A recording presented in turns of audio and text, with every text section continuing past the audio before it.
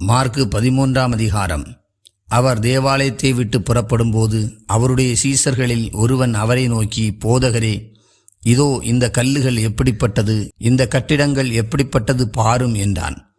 இயேசு அவனுக்கு பிரதியுத்தரமாக, இந்த பெரிய கட்டடங்களை காண்கிறாயே, ஒரு கல்லின் மேல் ஒரு கல்லிராதபடிக்கு எல்லாம் இடிக்கப்பட்டு போகும் என்றார். பின்பு அவர் தேவாலயத்துக்கு எதிராக ஒலிவமலையின் மேல் உட்கார்ந்திருக்கையில் பேதுருவும் யாக்கோவும் யோவானும் அந்திரேயாவும் அவரிடத்தில் தனித்து வந்து, இவைகள் எப்பொழுது சம்பவிக்கும், இவைகளெல்லாம் நிறைவேறும் காலத்துக்கு அடையாளம் என்ன, எங்களுக்கு சொல்ல வேண்டும் என்றார்கள். இயேசு அவர்களுக்கு பிரதியுத்தரமாக, ஒருவனும் உங்களை வஞ்சியாதபடிக்கு எச்சரிக்கையாயிருங்கள். ஏனெனில் அநேகர் வந்து என் நாமத்தை கொண்டு நானே கிறிஸ்து என்று சொல்லி அநேகரை வஞ்சிப்பார்கள். யுத்தங்களின் செய்திகளையும் கேள்விப்படும்போது கலங்காதேயுங்கள். இவைகள் சம்பவிக்க வேண்டியதே, ஆனாலும் முடிவு உடனே வராது. ஜனத்துக்கு விரோதமாய் ஜனமும் ராஜ்யத்துக்கு விரோதமாய் ராஜ்யமும் எழும்பும். பூமி அதிர்ச்சிகளும் பல இடங்களில் உண்டாகும். பஞ்சங்களும் கலகங்களும் உண்டாகும். இவைகள் வேதனைகளுக்கு ஆரம்பம். நீங்களோ எச்சரிக்கையாயிருங்கள். ஏனெனில் உங்களை ஆலோசனை சங்கங்களுக்கு ஒப்புக் கொடுப்பார்கள்.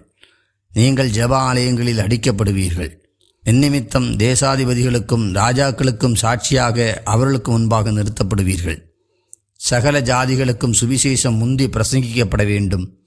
அவர்கள் உங்களை கொண்டு போய் ஒப்புக் கொடுக்கும்போது நீங்கள் என்ன பேசுவோம் என்று முன்னதாக கவலைப்படாமலும் சிந்தியாமலும் இருங்கள். அந்நாளிகையிலே உங்களுக்கு எது அருள் செய்யப்படுமோ அதையே பேசுங்கள். ஏனெனில் பேசுகிறவர்கள் நீங்கள் அல்ல, பரிசுத்த ஆவியே பேசுகிறவர். அன்றியும் சகோதரன் சகோதரனையும் தகப்பன் பிள்ளையையும் மரணத்துக்கு ஒப்புக் கொடுப்பார்கள். பெற்றோருக்கு விரோதமாக பிள்ளைகள் எழும்பி அவர்களை கொலை செய்வார்கள். என் நாமத்து நிமித்தம் எல்லாராலும் பகைக்கப்படுவீர்கள். முடிவரியந்தம் நிறைந்திருப்பவனே ரட்சிக்கப்படுவான். மேலும் பாழாக்குகிற அருவருப்பை குறித்து தானியேல் தீர்க்கதரிசி சொல்லியிருக்கிறானே, வாசிக்கிறவன் சிந்திக்க கடவன். அது நிற்கத்தகாத இடத்திலே நீங்கள் அதை நிற்க காணும்போது யூதேயாவில் இருக்கிறவர்கள் மலைகளுக்கு ஓடிப்போக கடவர்கள். வீட்டின் மேல் இருக்கிறவன் தன் வீட்டுக்குள் இறங்காமலும் தன் வீட்டில் எதையாகிலும் எடுத்துக்கொள்ள உள்ளே போகாமலும் இருக்க கடவன். வயலில் இருக்கிறவன் தன் வஸ்திரத்தை எடுப்பதற்கு பின்னிட்டு திரும்பாதிருக்க கடவன்.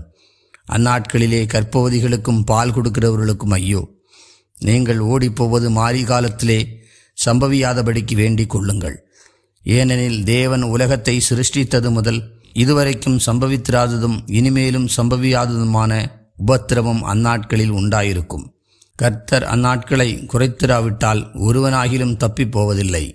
தாம் தெரிந்து கொண்டவர்கள் நிமித்தமோ அவர் அந்த நாட்களை குறைத்திருக்கிறார். அப்பொழுது இதோ கிறிஸ்து இங்கே இருக்கிறார், அதோ அங்கே இருக்கிறார் என்று எவனாகிலும் சொன்னால் நம்பாதேயுங்கள். ஏனெனில் கள்ள கிறிஸ்துக்களும் கள்ள தீர்க்கதரிசிகளும் எழும்பி கூடுமானால் தெரிந்து கொள்ளப்பட்டவர்களையும் வஞ்சிக்கத்தக்கதாக அடையாளங்களையும் அற்புதங்களையும் செய்வார்கள். நீங்களோ எச்சரிக்கையாயிருங்கள். இதோ எல்லாவற்றையும் முன்னதாக உங்களுக்கு அறிவித்திருக்கிறேன். அந்நாட்களிலே அந்த உபத்திரவத்துக்கு பின்பு சூரியன் அந்தகாரப்படும், சந்திரன் ஒளியை கொடாதிருக்கும், வானத்தின் நட்சத்திரங்கள் விழும், வானங்களில் உள்ள சத்துவங்களும் அசைக்கப்படும். அப்பொழுது மனுஷகுமாரன் மிகுந்த வல்லமையோடும் மகிமையோடும் மேகங்களின் மேல் வருகிறதை காண்பார்கள். அப்பொழுது அவர் தம்முடைய தூதரை அனுப்பி தாம் தெரிந்து கொண்டவர்களை பூமியின் கடைமுனை முதற்கொண்டு வானத்தின் கடைமுனை மட்டுமுள்ள 4 திசைகளிலும் இருந்து கூட்டிச் சேர்ப்பார். அத்திமரத்தினால் ஒரு ஓமையை கற்றுக்கொள்ளுங்கள். அதிலே இளங்களை தோன்றி துளிர்விடும் போது வசந்த காலம் சமீபமாயிற்று என்று அறிவீர்கள். அப்படியே இவைகள் சம்பவிக்கிறதை நீங்கள் காணும்போது அவர் சமீபமாய் வாசலருகே வந்திருக்கிறார் என்று அறியுங்கள். இவைகளெல்லாம் சம்பவிக்கும் முன்னே இந்த சந்ததி ஒளிந்து போகாதென்று மெய்யாகவே உங்களுக்கு சொல்லுகிறேன். வானமும் பூமியும் ஒளிந்து போம், என் வார்த்தைகளோ ஒளிந்து போவதில்லை. அந்த நாளையும் அந்த நாழிகையும் பிதா ஒருவர் தவிர மற்றொருவனும் அறியான். பரலோகத்திலுள்ள தூதர்களும் அறியார்கள், குமாரனும் அறியார். அக்காலத்தை நீங்கள் அறியாதபடியால் எச்சரிக்கையாருங்கள். விழித்திருந்து ஜெபம் பண்ணுங்கள். ஒரு மனுஷன் தன் வீட்டை விட்டு பிரதேசத்துக்கு பிரயாணம் போக எத்தனிக்கும் போது தன் ஊழியக்காரருக்கு அதிகாரம் கொடுத்து அவனவன் தன் வேலையையும் நியமித்து விழித்திருக்கும்படிக்கு காவல் காக்கிறவனுக்கு கற்பிப்பான்.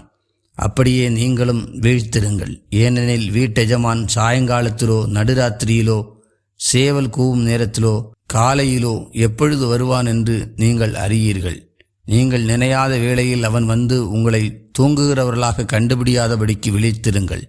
நான் உங்களுக்கு சொல்லுகிறதை எல்லாருக்கும் சொல்லுகிறேன், விழித்திருங்கள் என்றார்.